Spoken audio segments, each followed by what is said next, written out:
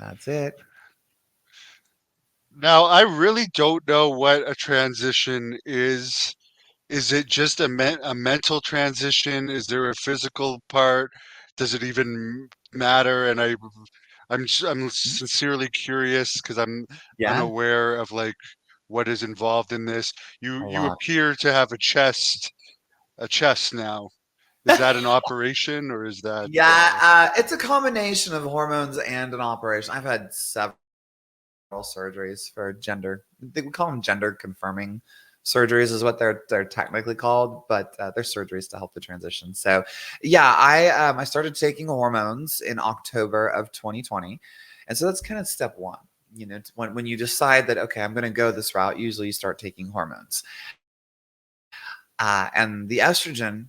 And they have an or an anti-androgen that you take as well. So it suppresses your natural testosterone, and then the estrogen starts to rise.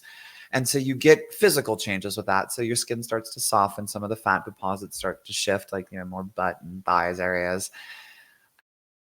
But emotionally, it's so much more than I ever anticipated or expected. I'm so much more in touch with like my inner self and my emotions, and where as a lot of guys, I think the standard for most men is like guys don't cry. Men don't cry. Like you don't let your feelings out. You shove them down inside and you man up.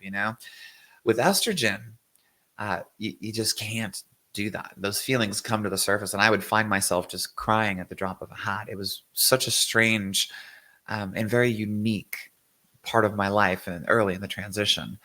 But eventually, the hormones kind of balance out, and you figure out over several years where that sweet spot is, and you learn to process these emotions differently. But I really believe it changes the way the brain processes every scenario and event that you're in.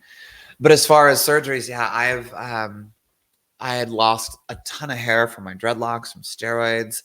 So I had a hair transplant in December of 2020. That was my first surgery. So they grafted like 3,200 grafts from the back of my head to the front of my head. So that was like step one. And then step two was breast augmentation. So I got implants, and then that didn't go well because I lost so much muscle so fast. I'm so extreme with the things that I do.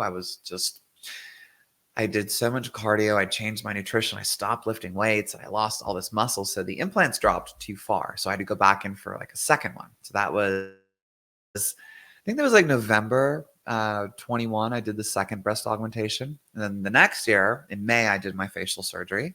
So that's a crazy one. They like fully reconstruct your face from top to bottom.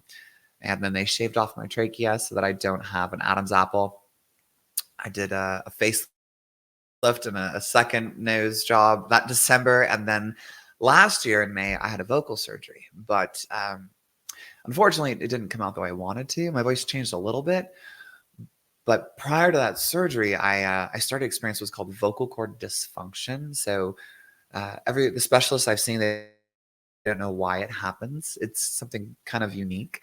Kind of takes a perfect storm of events, but basically my vocal cords don't work the way they're supposed to, and it was pre-surgery.